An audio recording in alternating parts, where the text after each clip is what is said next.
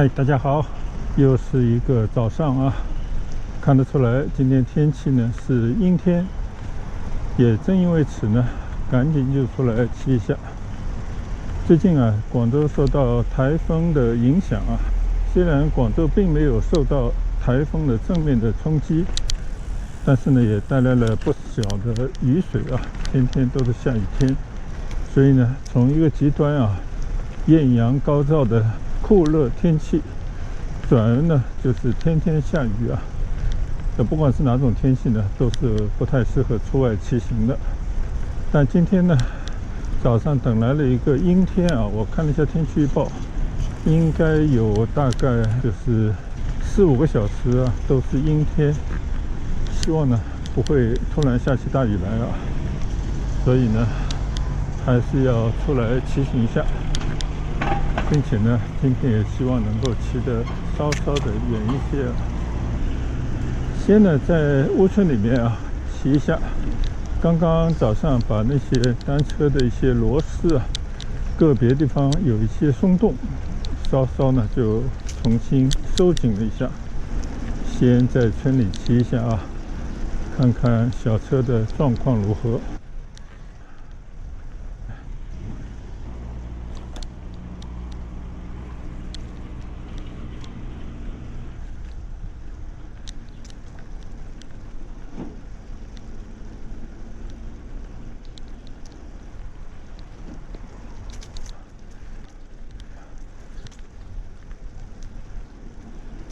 每当骑到外面啊，坑坑洼洼的路面都会产生一些震动。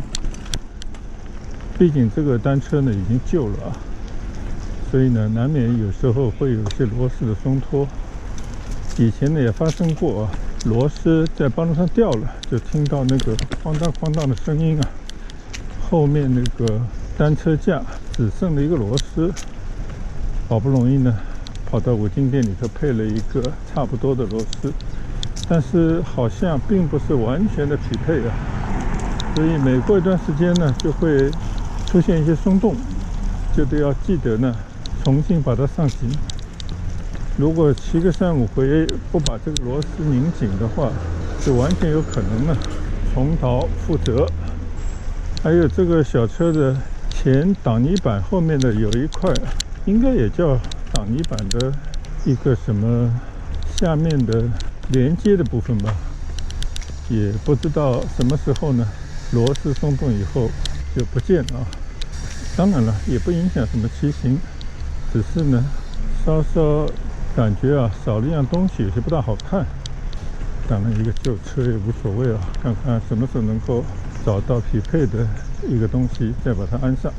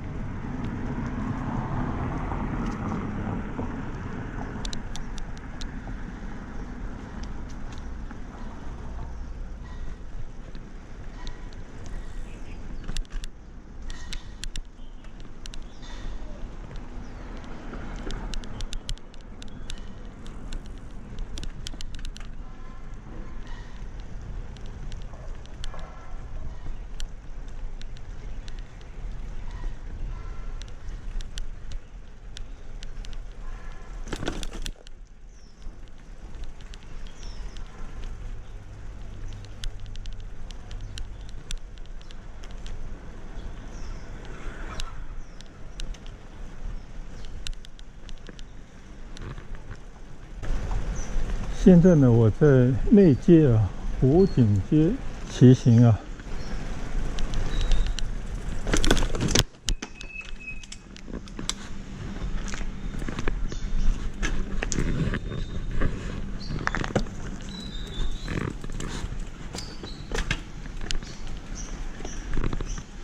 话音未落呢，就是一个减速带，把我的包里的水挣了出来。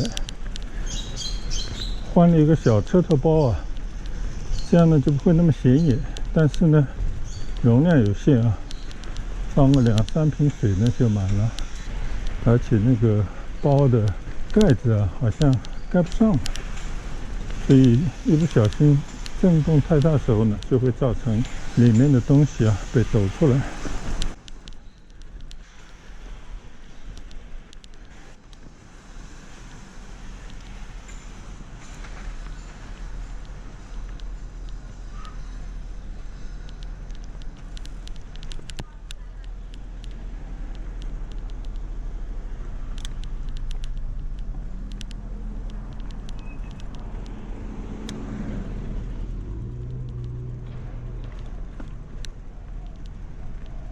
现在已经早上9点多钟了啊，但是呢，村里的车还是来来往往的不断啊。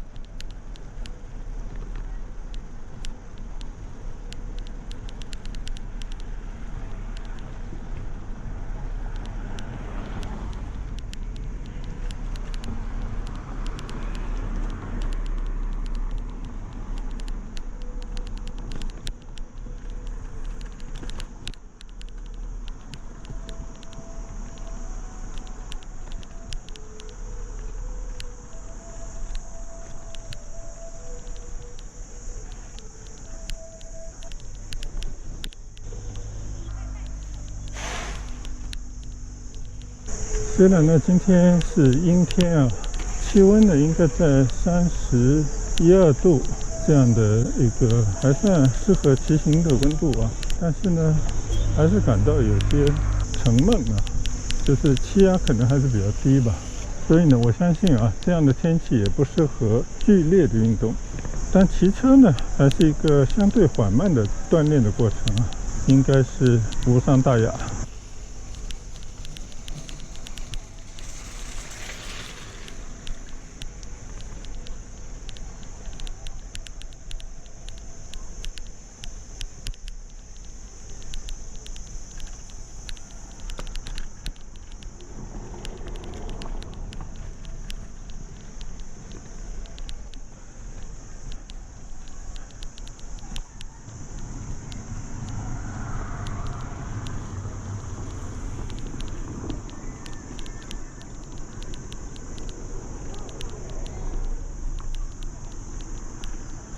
我在祈福新村住了那么久啊，也很少主动的去利用乌村内的一些体育设施，因为一个人确实也没什么好利用的。但是从2个孩子回来以后呢，他们非常热衷于利用这个村内的各项设施啊，什么篮球场、网球场、乒乓球桌啊，还有游泳池。每天呢都在预约的去这些地方。昨天我也好奇啊，跟着他们一块去他们预约的在大会所那边的5楼有一个打羽毛球的地方，跟他们去作对厮杀了一盘，结果呢就感觉有点吃不消啊，跟不上孩子的节奏了。所以呢更多的还是选择这种骑行啊，就不是那么剧烈，但同时呢也能够起到一定的锻炼作用的这种方式来进行健身。而那些需要爆发力啊，需要持续的紧张的激烈的运动那种项目呢，可能不太适合我这个年纪了啊。所以这个也是一种年纪给我们这样的人带来的一些无奈吧。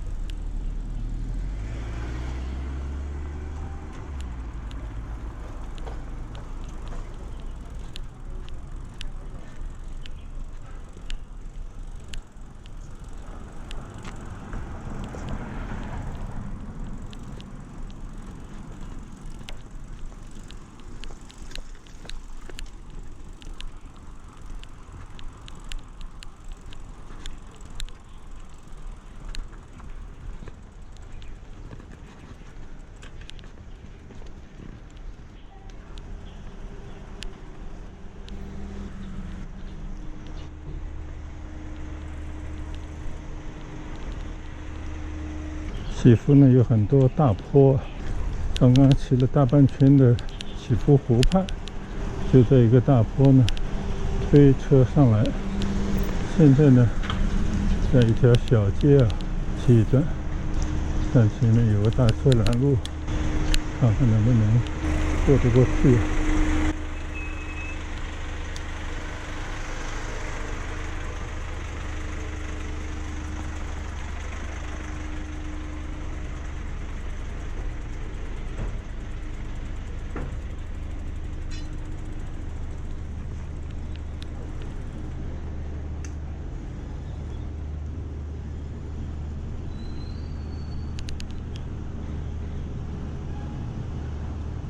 前面就是刚过了一个搬家车，一个工程车，居然把这个路差点就封了啊！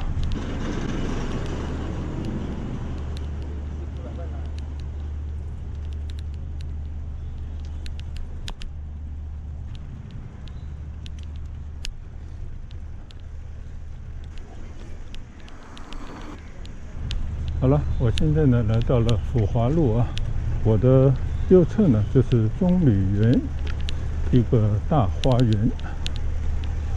我现在呢还是要骑回到19号大街上啊，然后呢经过天湖居那个出村的小门，再去骑一段莲花大道啊，其实就是新建的一条乡道，然后呢去到鱼山西路，在鱼山西路呢找到大福山公园的南门。今天准备再去挑战一下啊，在大福山里面翻山越岭骑行的感觉。虽然我知道啊有很多段路呢我是骑不上去的，但是呢推也要推过去，然后呢从大福山的北门出来，从中运路呢返回祈福新村，大概是要转这么大个圈啊，就是其实是先围绕着大福山，然后呢进到大福山里面啊，从南门穿到北门，也算抄一条近道，但是呢要去翻山越岭。好，那我们现在就正式出发。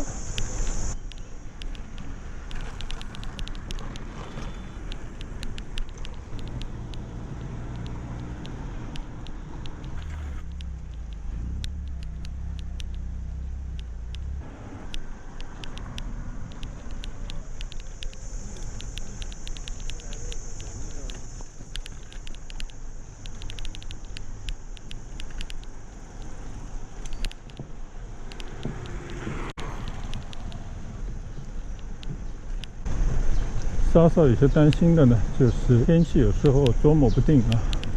你看啊，现在头顶上的大片乌云，会不会呢突然就化为一场暴雨？但是也无所谓啊，就打算被它淋一场又如何呢？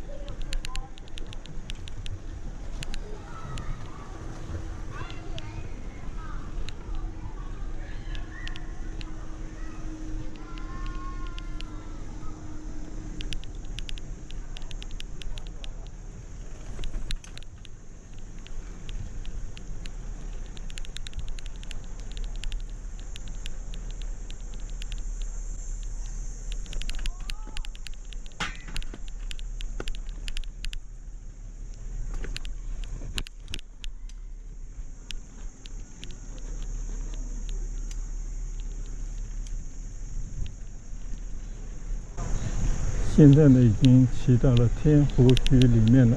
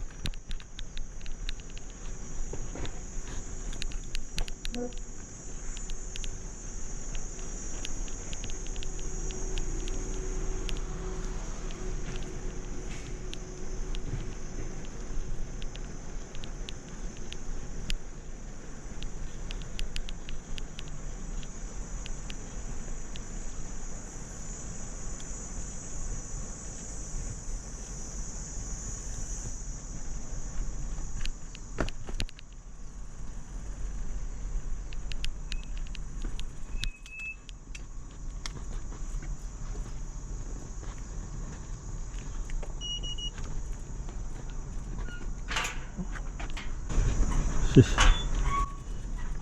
过来拿东西。你关门干嘛？这么多东西。你来拿。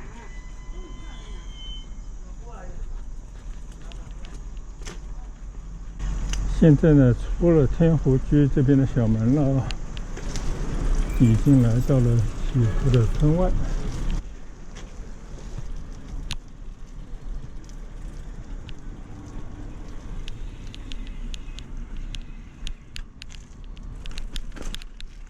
经过一小段的烂路啊，就会转到莲花大道上。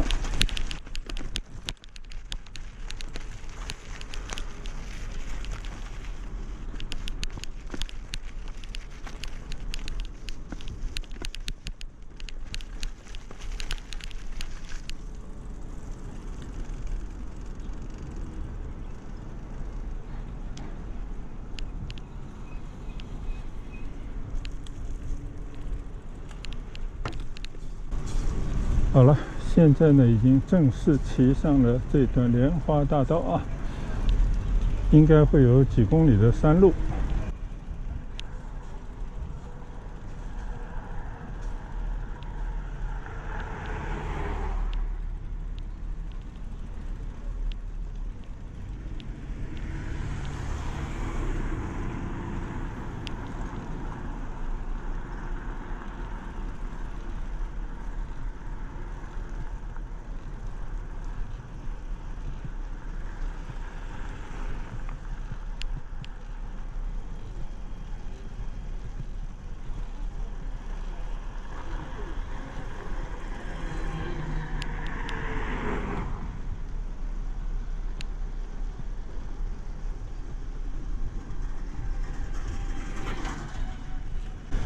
这条所谓的莲花大道啊，它是直对着景观大道啊，那正是一条景观大道，那条道呢非常的宽敞啊，但是唯独这一段呢就有点虎头蛇尾，但是呢幸好没有烂尾啊，总算也把这个路修通了，以后呢肯定还会有2次、3次的建设、扩建等等啊。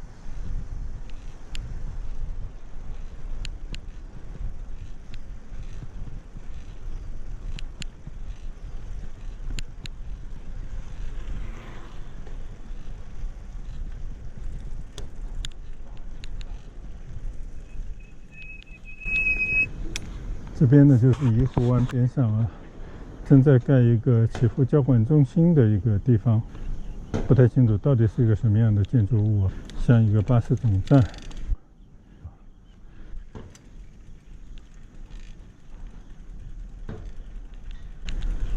这片区域呢挺长的啊，你看这边的这个建筑物和对面这个建筑之间啊，应该没有100米、70-80米的距离，会不会都要连成一片啊？现在应该已经起到了4-5层那么高，大概也就差不多了吧。期待它揭幕的一天，看看到底它有些什么功能，能够给祈福的村民带来一些什么好处啊？更希望呢，在这边呢能够开一个门，能够直接连到这条莲花大道上啊。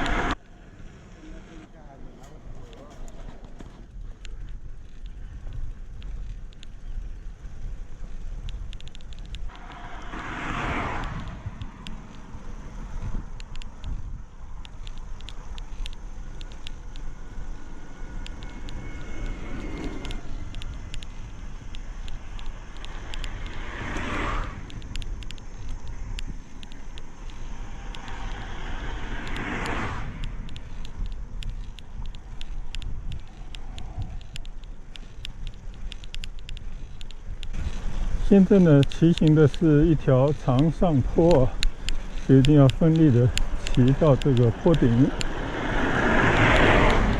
然后呢，才会有一段比较舒服的下坡路。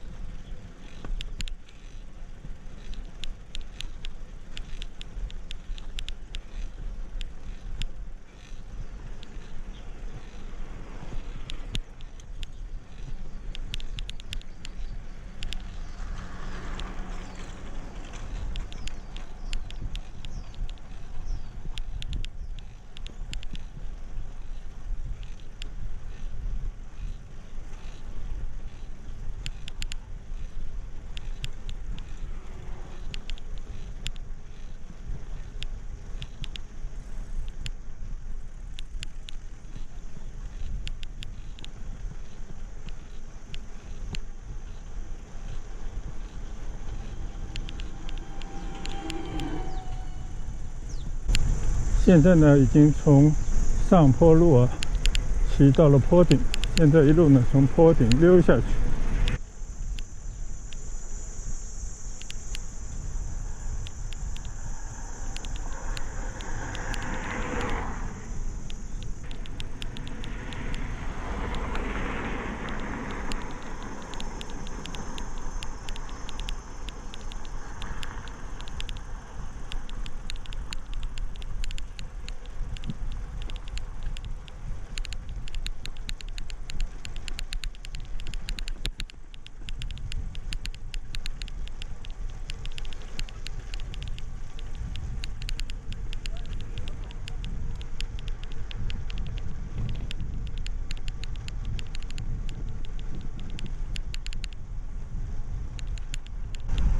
这里虽然呢是山坡地啊，但是还是有很多的鱼塘，有一种高山出平湖的感觉啊。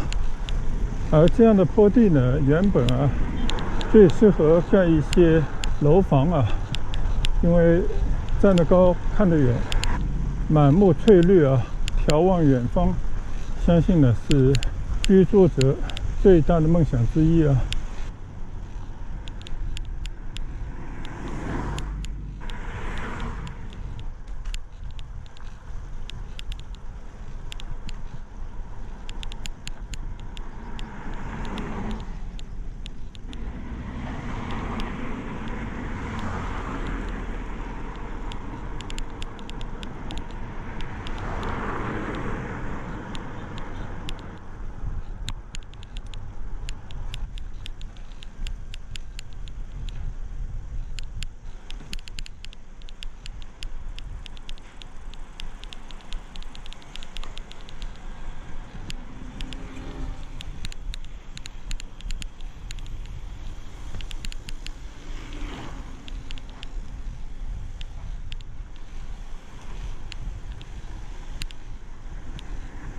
已经经过好几次的钓鱼场，看看那些垂钓的人是不是资深的爱好者，只要看看他们的身上的肤色就可以了。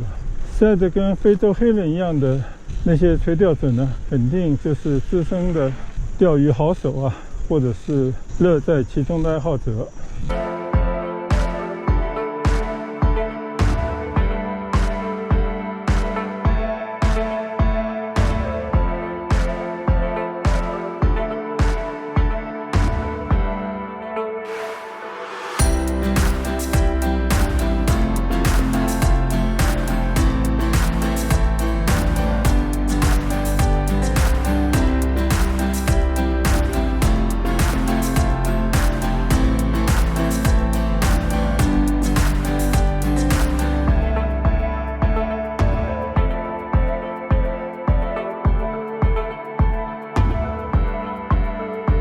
前段时间呢，有网友看着我的视频，观察很仔细啊，发现我骑行的时候呢，在大太阳底下，连一个袖套都没有啊，表达了他的关心。可能是怕这些紫外线啊对皮肤的一种损害，非常感谢网友的关心啊。但是呢，像我这种小白骑行者，骑的路也不多啊，跟那些在公路上面训练的长途骑行的赛车手来比呢，真是什么都不是啊。在某种程度上呢，骑车有意的让太阳来晒一晒啊，我感觉对身体并没有什么坏处。再加上呢，我这个人就是喜欢简单，能不用的东西呢尽量不用啊。其实家里很多装备都有，比方说保护的头盔、骑行专用的护膝，就怕摔跤啊，有时候需要一个保护等等，这些东西啊都有，包括骑行的专用的手套等等。但是呢，我买回来以后发现真的懒得去用。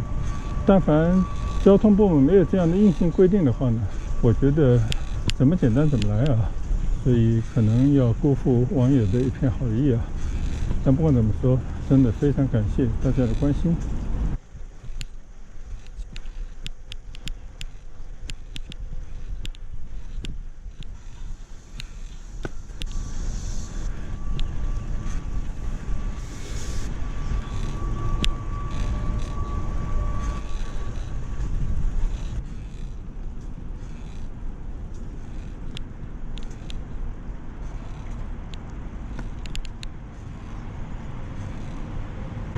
我应该呢已经是第二次啊，从这条小路呢骑出来，然后呢现在就要左拐到鱼山西路上啊。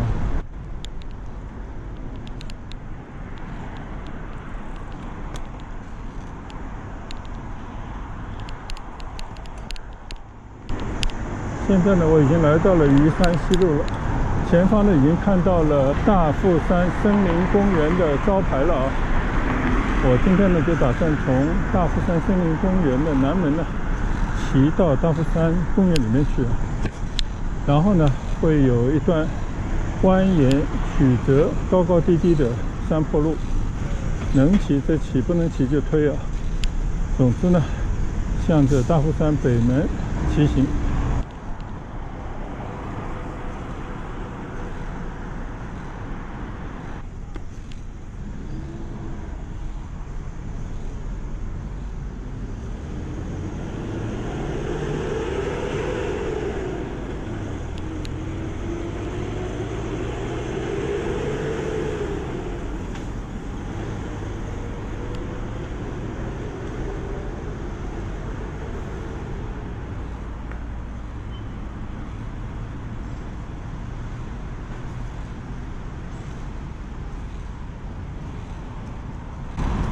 记得上一次到大富山里面去骑行啊，还是在疫情之中啊，还有很严格的管理，要测体温等等吧。今天呢，我相信就没那么复杂了啊。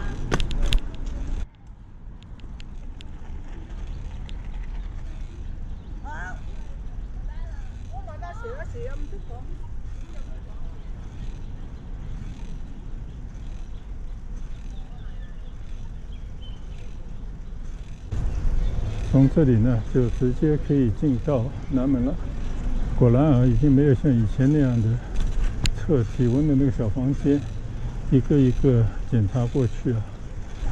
只不过呢，自行车呢只能是左转，前方呢只能是游客啊、路人行走的道路。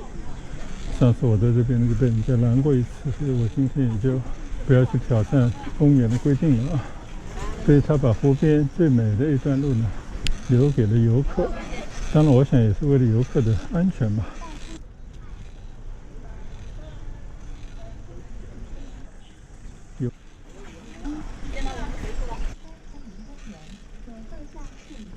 所以从这边呢就已经开始了一段上坡骑行道啊，看今天体力如何，能够骑到多远啊。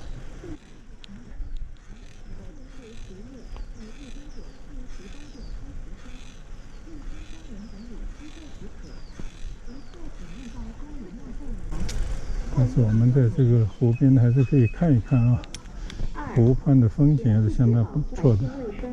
小湖里面呢还有一个小岛，可能要船才可以过去吧。请自觉保护野生动植物，爱护园内公共设施，请勿采摘植物、捕捉动物。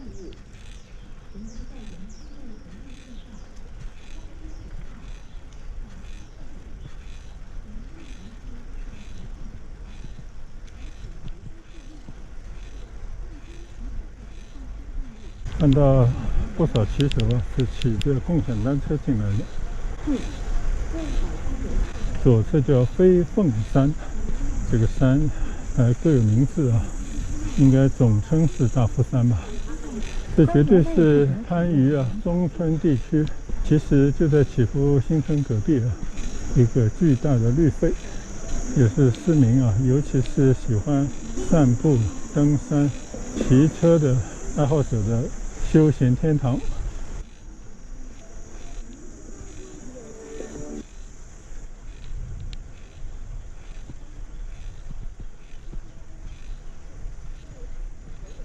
还有专门租用这种3个人骑行的小单车。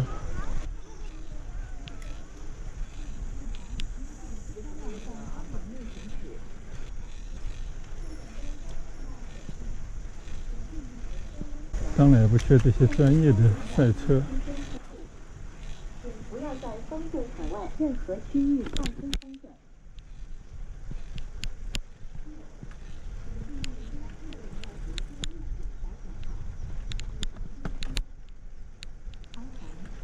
行动不便的老人游园，需家人陪同。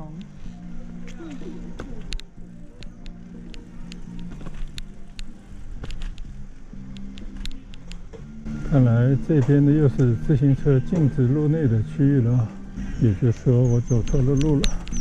但刚好呢可以到湖边来逛一逛。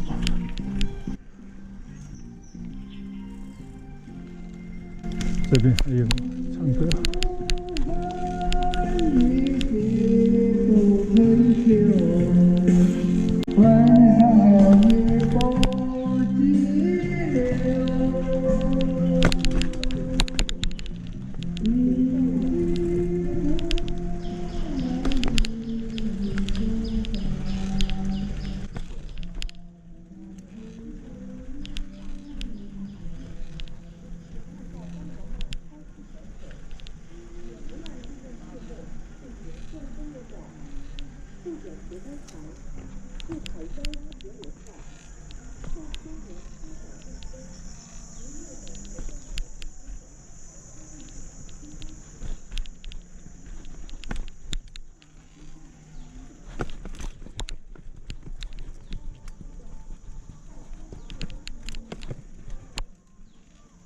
在湖边呢转了一圈啊，再次回到了骑行道上。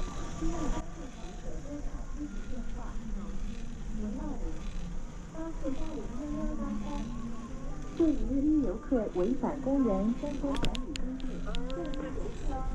管理规定，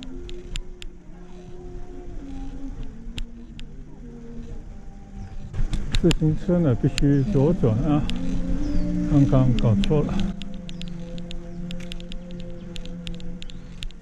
眼前的就是一个大坡了。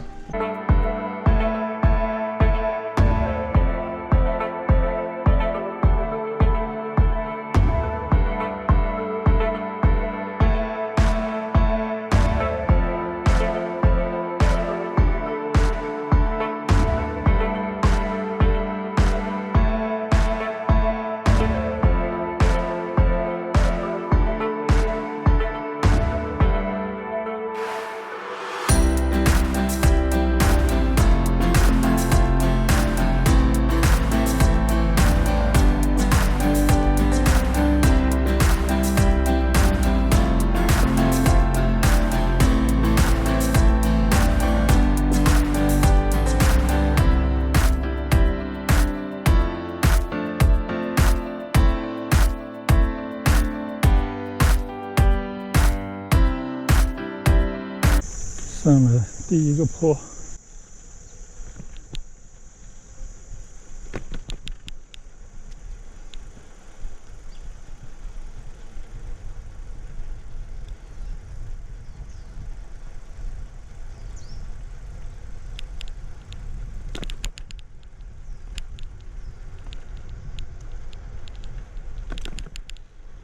紧接着就是第二个坡。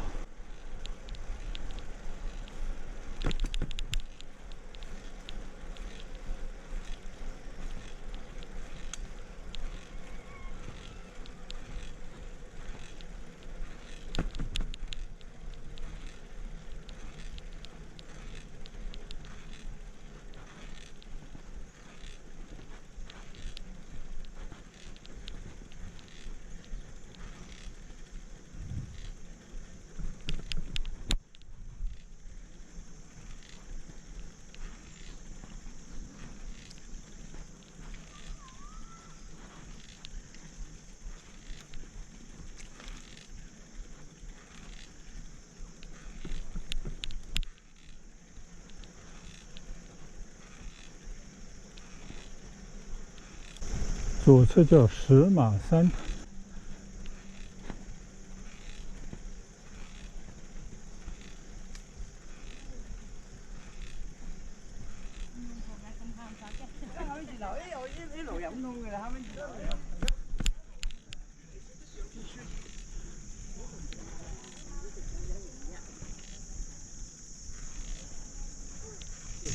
终于呢，骑上了第二个大坡。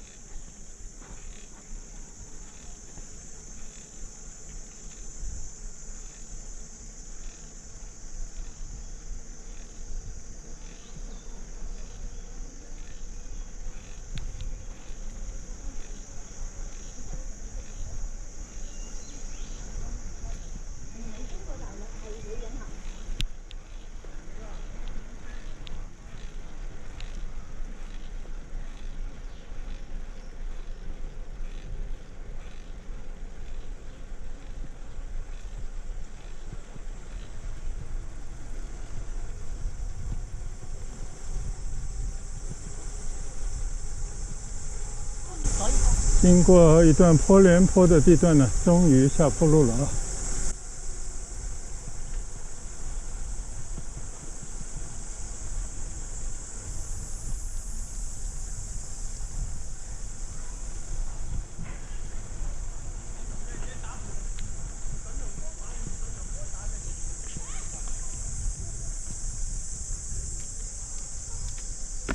对，妈妈差不多了。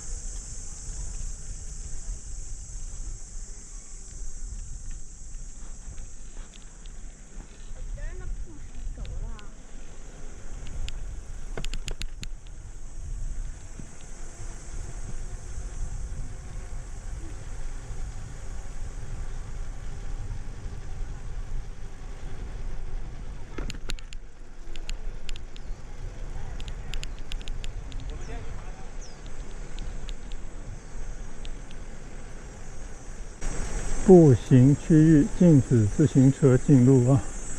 那我要往哪走呢？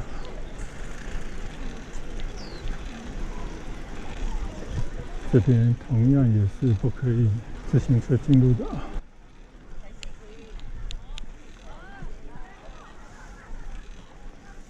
看来除了爬坡以外，没有路可以走。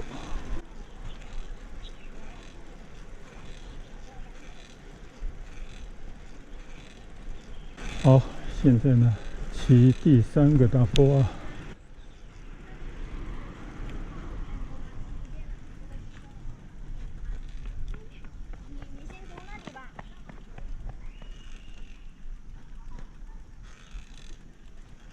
这里呢是南北主路，没错，上次也是骑过这段路啊。这个坡应该是更大。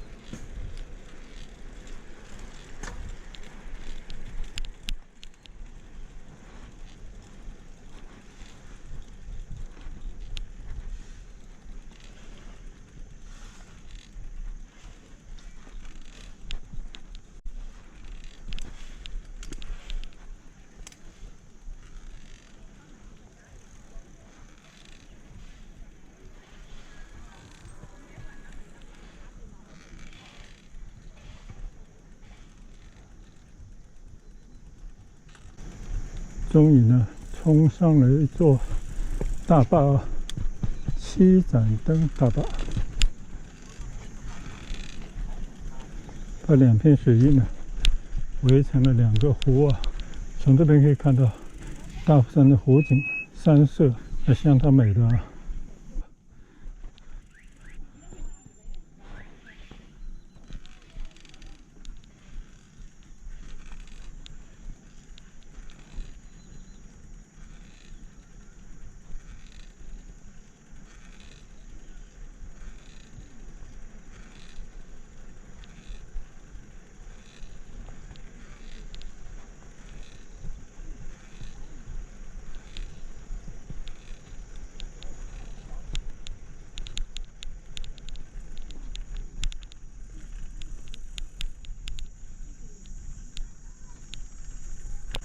忍不住呢，还是到这个小湖边来骑行一下。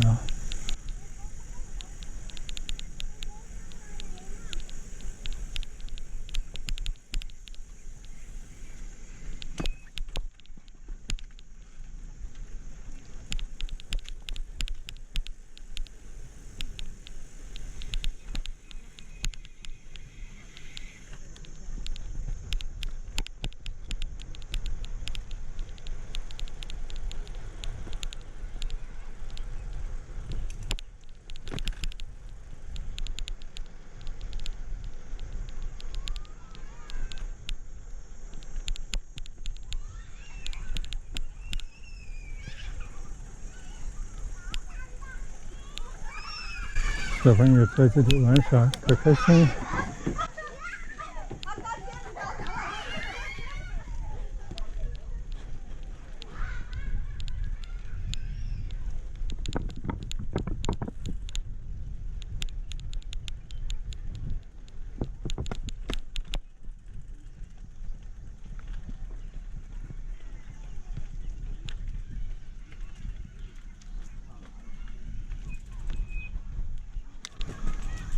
这边呢有一处栈道，我就推着车看看风景吧。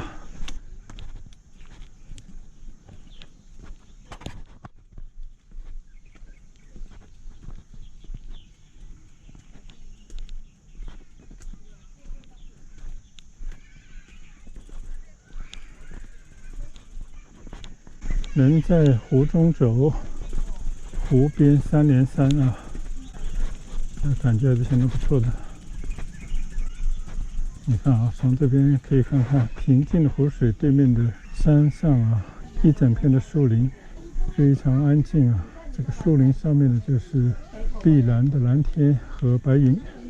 今天呢，云还多了一些，但已经没有像早上那样的阴天了，出了一些太阳。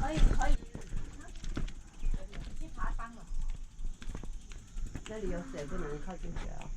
可以了，你本来就在这，就是不能去斜坡那里哦。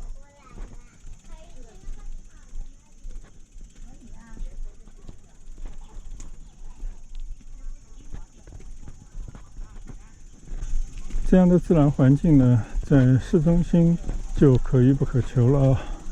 但是只要到了几十公里之外的市郊地区啊，就像我现在所处的这种地方呢，这种景色就变得非常普遍啊。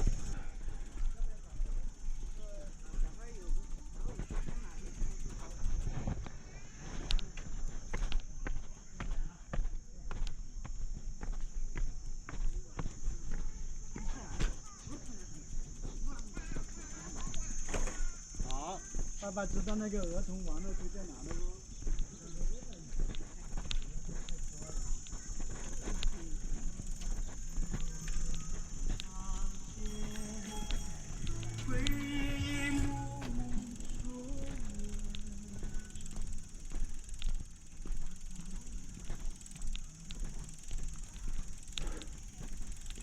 人来爬山还背着他的狗狗，你看。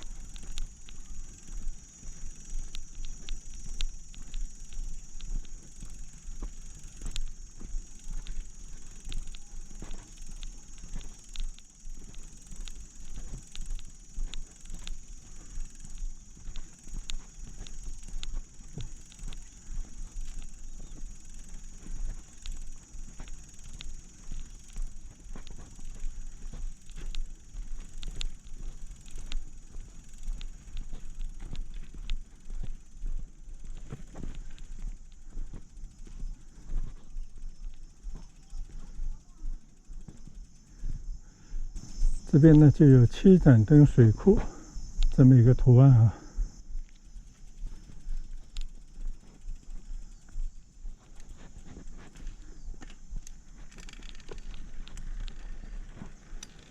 现在从7盏灯水库继续往北门骑行，但是我不知道这个路到底对还是不对啊。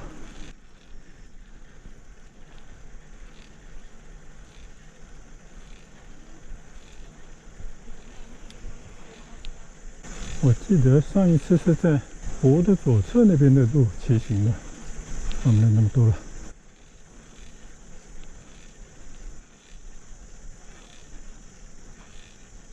这又是一段上坡道。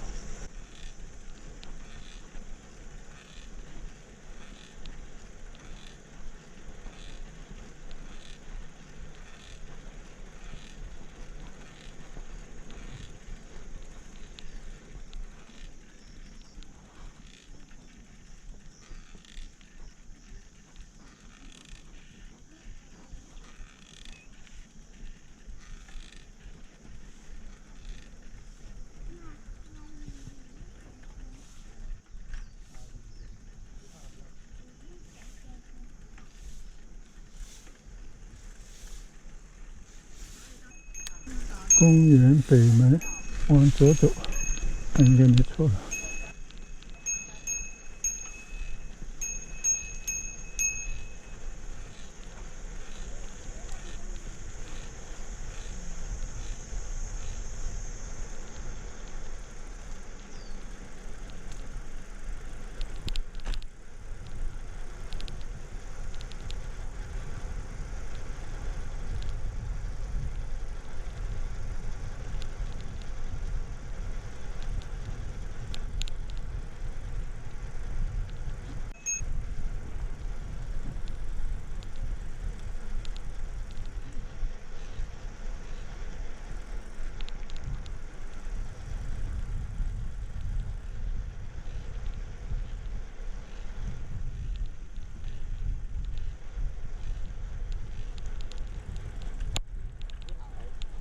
你好。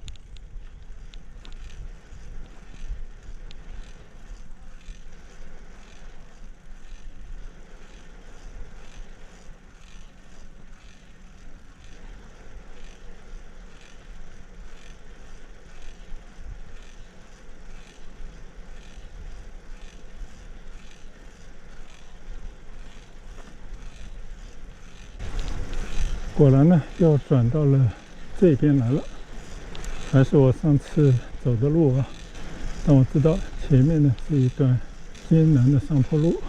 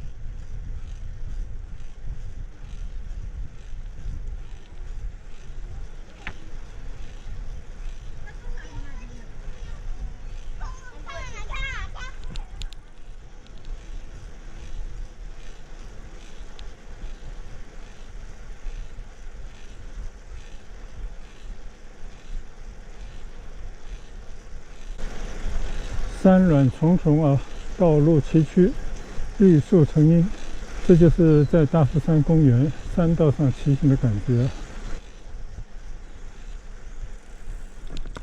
这边时不时呢会遇到一些休息站，供游人、骑行者休息一下啊。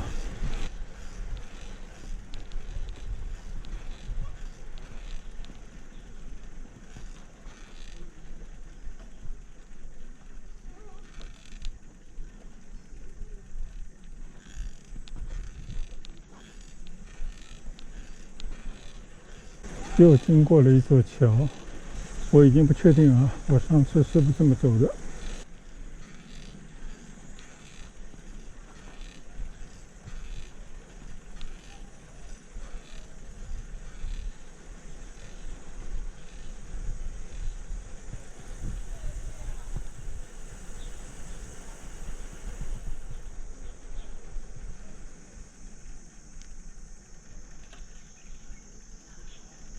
看来走着走着没有走到山里面的小道上了，顾不了那么多了，进去骑一下再说。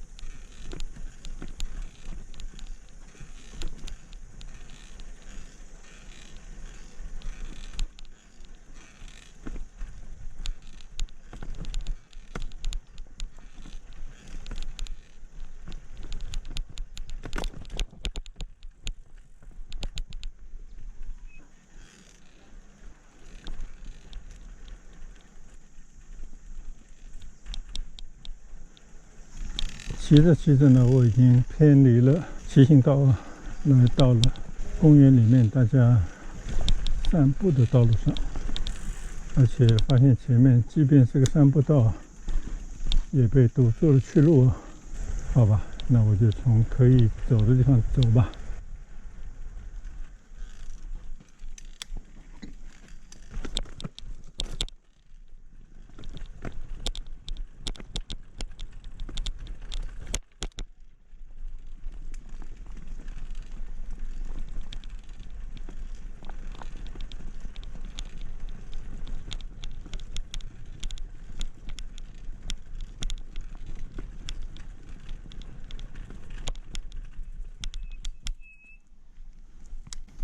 看看这个小湖里面还开着不少的莲花啊！这大夫山里面有很多的小湖呢，都有这种莲花。但现在呢，已经莲花时节应该过了吧，就没有像盛开时候那么壮观了。但是呢，还是一整片的莲花浮在湖上啊，粉色的莲花是很漂亮。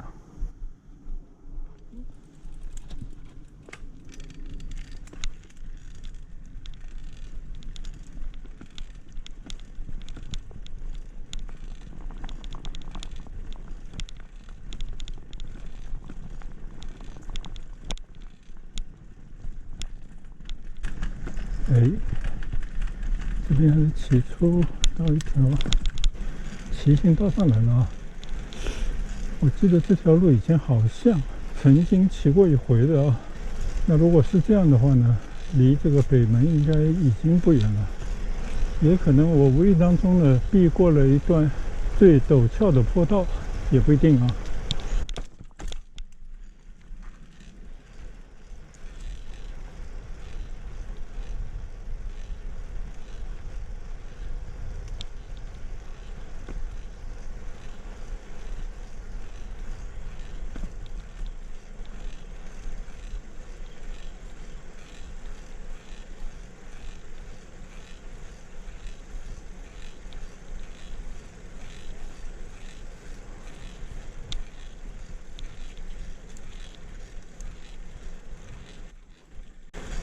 看来并没有躲过什么大坡，这边还是一个大坡，看能不能骑得上去。加油，努力，再加油，挑战一下。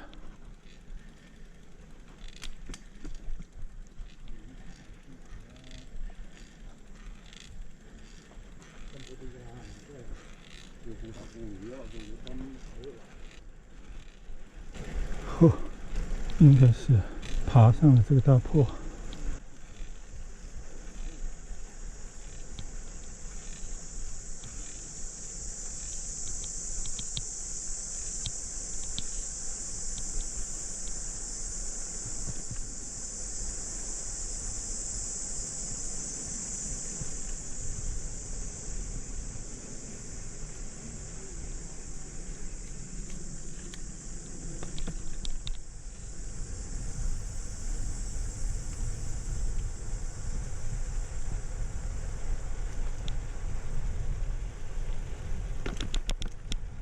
现在呢，就是下坡道啊。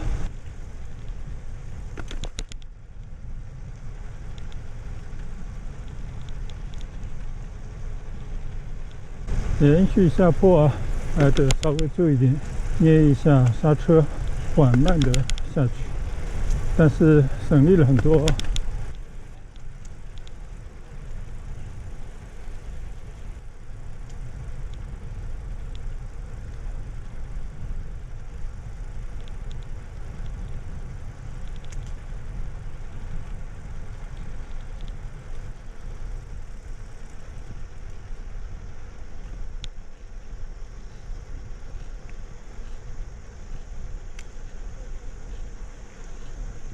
到了这边呢，就想起来啊，曾经也经历过这一段下坡路，看来跟以前走的路还是大同小异吧。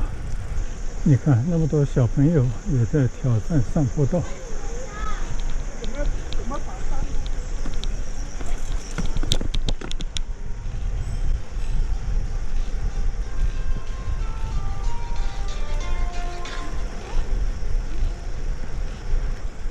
很多人呢用外挂的蓝牙音箱啊，播放着自己喜欢的歌曲或者音乐，激励自己骑行啊，也让自己的骑行呢享受其中。但我觉得呢，这个有点扰民啊。原本呢我也想戴上蓝牙耳机，但是感觉就会不灵敏，安全上面就没有保障了。所以呢，我还是决定什么都不做。无聊了呢，就跟大家随意的聊聊啊。所以我把我这个频道呢就起名为骑行慢聊，所以呢你也可以理解成为是一种骑行的无聊啊，都无所谓。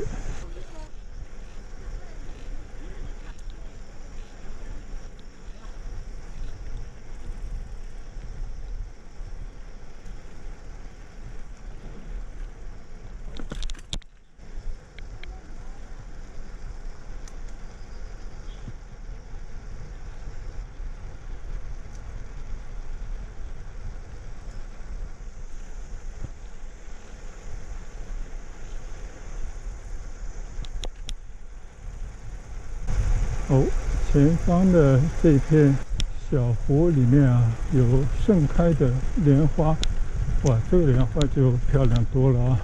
所以我忍不住要就近去看它一看。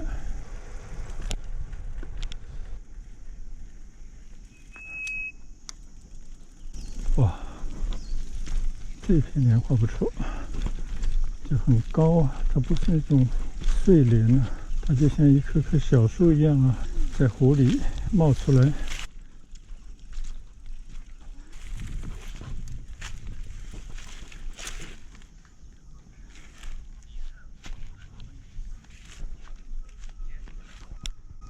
你看看这一片莲花，很美啊，而且有些莲花呢还在含苞待放啊，但是也有一些呢已经开过以后结了一些莲子出来了啊，这个不错。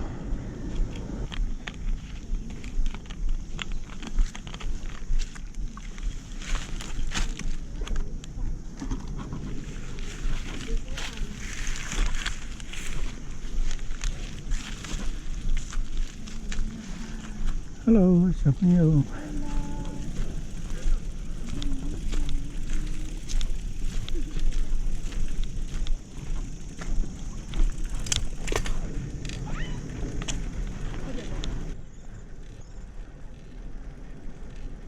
继续回到奇兴岛上骑行，看到一片莲花啊，还是非常漂亮的景色。